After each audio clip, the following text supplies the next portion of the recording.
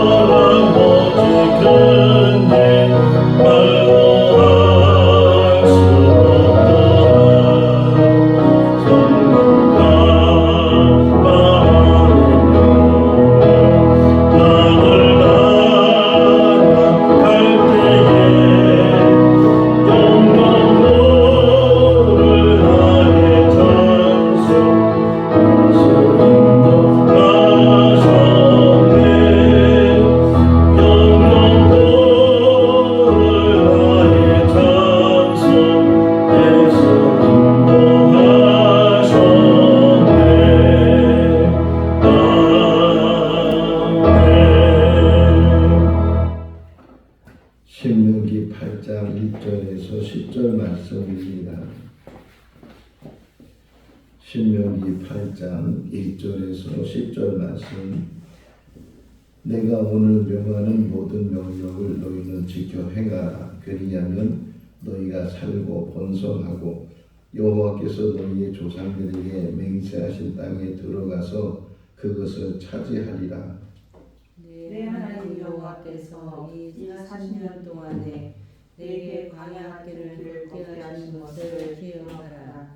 이는 너를 낮추시며 너를 시험하사 내 마음이 어떠한지 그 명령을 지키는지 지키지 않는지 알라 하시니라. 너를 낮추시며 너를 줄이게 하시며 또 너도 알지 못하며 내 조상들도 알지 못하던 만나를 내게 먹이신 것은 사람이 떡으로만 사는 것이 아니요 여호와의 입에서 나오는 모든 말씀으로 사는 줄을 내가 알게 하려 하심이니라.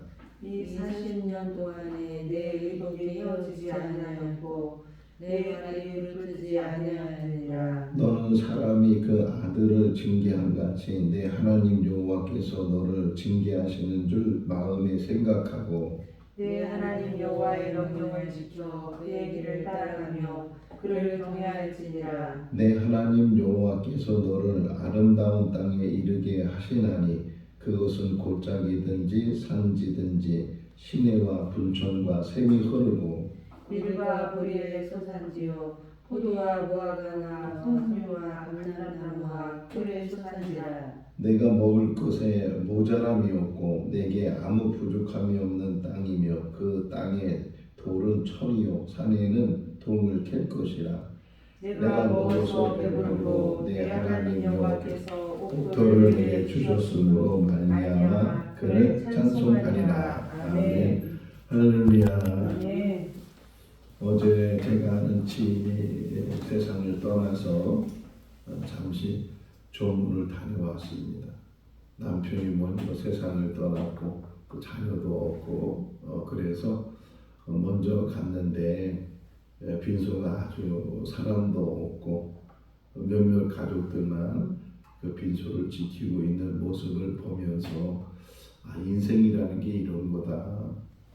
그냥 이 땅에 살다가 때가 되면 하나님의 부르심을 받아서 또 세상을 떠나게 될 때 또 장례를 어떤 사람은 뭐 북적북적 많은 사람 조문이 많은 그런 장례를 모시기도 하지만 때로는 아무도 찾아오지 않고 적막하게 한 그런 장례를 치를 때가 있는데 한 번 인생, 한 번 사는 인생을 우리가 이 땅에서 어떻게 살아야 되는가 오는 길에 다시금 생각을 해봤어요. 내 인생이 이제까지 살아온 것도 살아온 거지만 앞으로 내가 살아가면서 어떻게 살 것인가 그 삶에 대해서 다시금 생각하면서 뭐 몇 년을 살든 그건 알 수 없는 일이니까 몇 년을 살든 그 사는 삶이 두 가지를 생각해서 하나는 성도답게 살자. 성도답게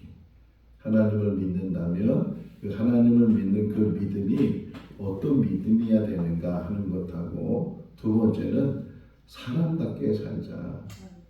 사람이면 사람이나 사람다워야 사람이지.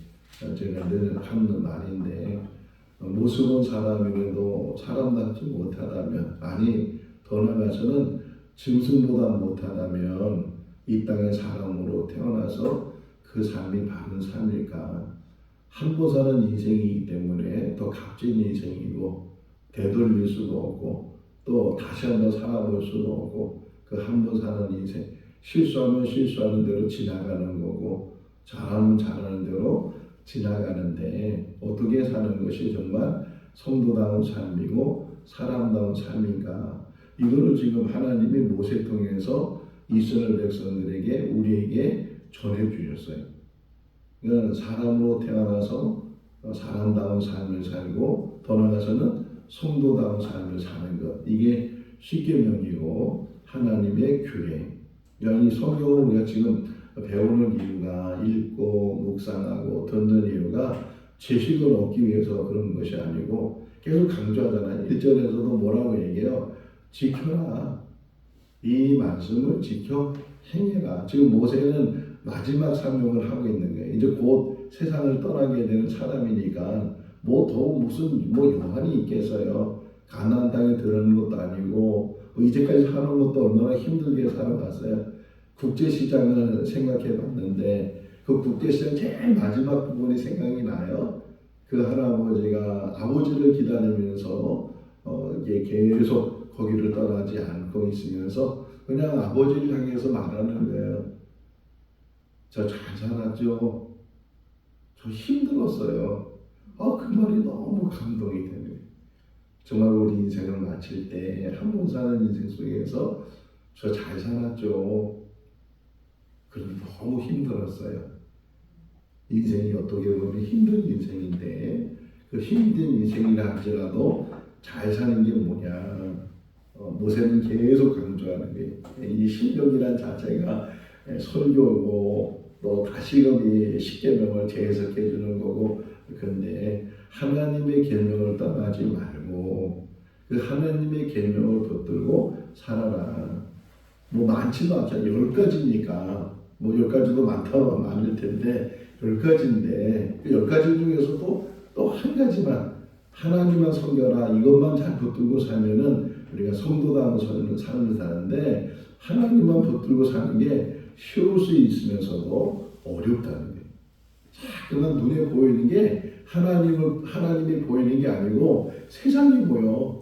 세상에 뭐 화려한 것들, 세상에 그래서 유혹하는 거다. 유혹하는 일들, 미혹하는 일들 이런 일들을 조심해라. 우상을 조심해야 되고 우상이 뭐야? 우상은 또 어떤 면이 있으면 쾌락을 주는 거거든요. 이 성적인 타락이 그 우상 안에 있고 그러니까 그 쾌락에 빠져서 에베소를 한번 가봤어요. 에베소를 가니까 뭐 여러 유족들이 있었는데 쭉 가다가 가이드가 길을 멈추고서 바닥을 보는 거예요. 바닥을. 그래서 바닥을 왜 보나 했더니만 그 바닥에 사람 발바닥이 이렇게 그려져 있어요. 사람 발바닥이 조각이 돼서 이렇게 표시가 되는 거. 작은 발바닥이더라고요. 그래서 그 가이드가 그 우리 일행들한테 물어보는 거예요. 이게 뭐 같으냐고. 뭐 같아요? 그 발바닥이 이렇게 하나 그려져 있는데 뭐 같아요 이게? 놀이터 가면 막 위험한 거 막 있잖아요. 막 위험한 거 있으면은 아무나 탈 수 있는 게 아니고 키를 들죠. 몇 미터까지는 여기 타면 안 된다. 그래서 뭐 120 밑에는 이거 위험하니까 타면 안 되는 그런 거 있는 것처럼 그 발바닥에 그려져 있는 게 어떤 표시가 그려져 있는 거예요.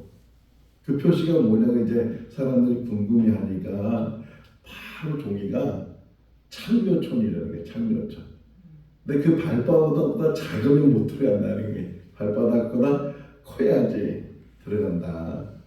예, 그 고대 2000년, 3000년 전에 고대에도 그렇게 성적인 타락이 그냥 돼 있고 하는 그런 모습들을 보면서 지금 우리가 이 땅에 사는 날 동안 어떻게 살아야 되는지 사람의 도리가 뭔지 성도의 도리가 뭔지 이거를 지금 모세가 계속 이야기를 하고 있네. 그러면서 하나님의 훈련 과정을 지금 얘기해요. 자, 너희들이 지금 이 말씀을 잘 지키는지 안 지키는지 그걸 하나님이 한번 시험해 보셨다. 2절을 보면 2절 부분에 어떻게 시험하셨느냐? 광야로 몰아갔어요. 광야로 그들을 몰아가서 거기 광야는 어떤 곳이에요? 풍성한 곳이에요? 부족한 곳이에요? 부족한 곳이에요. 아무리 노력하고 애쓰려고 해도 자기 힘으로는 살 수 없는 곳이 광야인데 그 광야로 일부러 하나님께서 그들을 몰아가셔서 그래서 이 모세가 설명하기를 너희를 낮추셨다. 너희를 낮추시고 시험하셔서 그러면서 이렇게 부족한 삶 속에서도 정말 하나님을 경외할 수 있는지 하나님 말씀을 붙들고 살 수 있는지 뭐 풍요롭고 넉넉하고 부족함이 없고 이러면은 그냥 이게 하나님 나한테 주신 복이구나 그러면서 그냥 살아가는 사람이 많이 있을 텐데 부족해 뭔가 정말 내가 살아가면서 부족한 것이 있는데 오히려 그 부족함 속에서도 오히려 하나님에 대해서 감사하고 하나님의 말씀을 붙들 수 있는지 내일 새벽에는 16절 말씀을 보게 되면 더 낮추시고 이 표현이 나와요.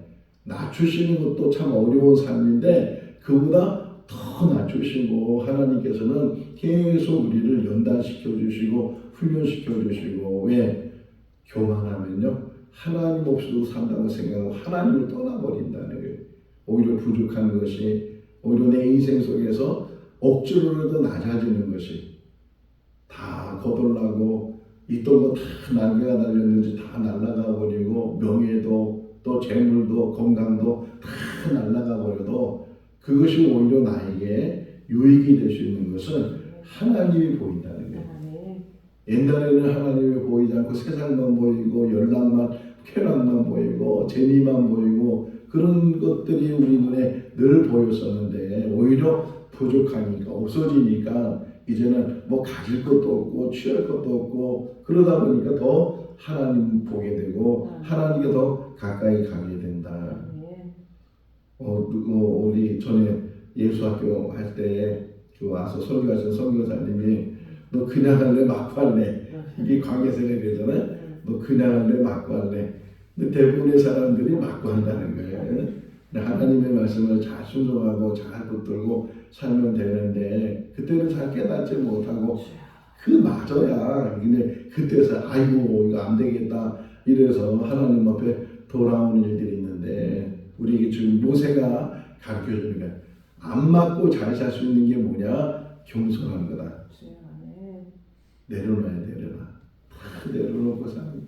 제가 오늘 새벽에 일어나서 이 말씀을 묵상하면서 사람이 얼마나 간사하고 사람이 얼마나 이 세상에 지금 어디로 가냐면 계속 이 과학 문명이 사람에게 편리로 가요. 편리.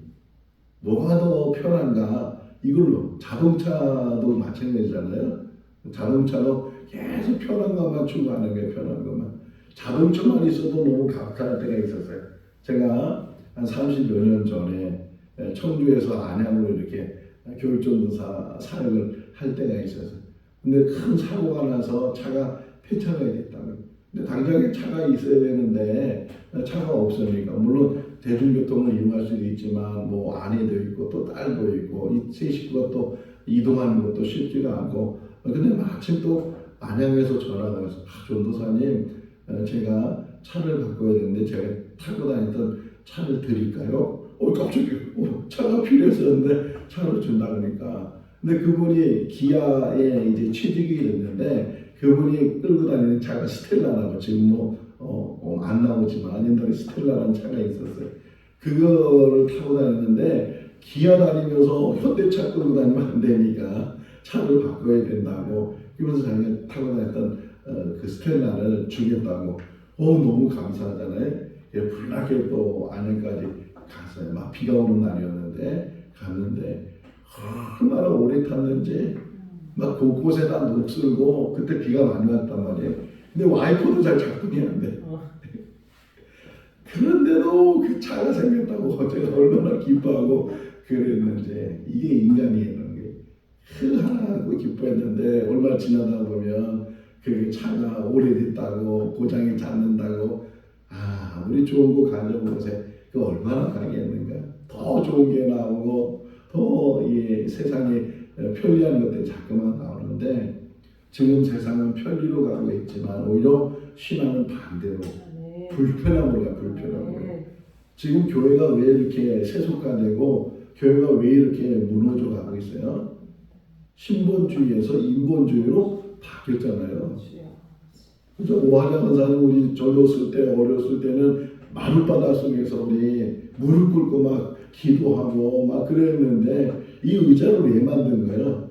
이제 무릎 꿇는 게 무릎이 아프고 힘들고 요즘은 이제 다 의자 생활하고 그런 식당들도 다 바꿨잖아요. 앉아서 식사하는 것보다는 이 테이블에서 식사하는 게 더 편하고 이 모든 게 다 편리주의로 간다는 거예요. 그러다 보니까 인간이 중심, 르네상스라는 게 뭐예요? 르네상스가 다 인본주의로 바뀌어지는 거예요. 신본주의에서 인본주의로 바뀌어지면서 하나님 말씀을 떠나버리는 거예요. 하나님도 안 보이고 하나님 말씀도 떠나버리고 그게 교회 안에 들어와서 세속화되고 기복신앙이 되고 이런 일들이 계속 일어나고 있잖아요.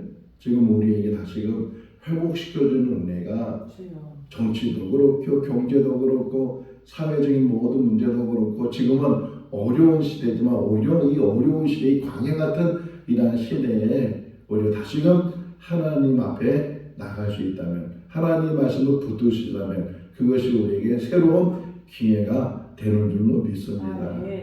자, 크게 생각해 봤어요. 애굽에서 나온 사람들은 가나안 땅에 못 들어갔죠. 두 사람만 들어갔어요. 여호수아와 갈렙만. 대부분 이 가나안 애굽에서 나온 사람들은 다 광야에서 죽었어요. 반면에 애굽에서 아주 어릴 때나 아니면 대부분은 광야에서 태어난 사람들은 그래도 가나안 땅에 들어가요. 다 그런 건 아니겠죠. 일찍 어린아이 때 죽은 사람도 있고 막 그런.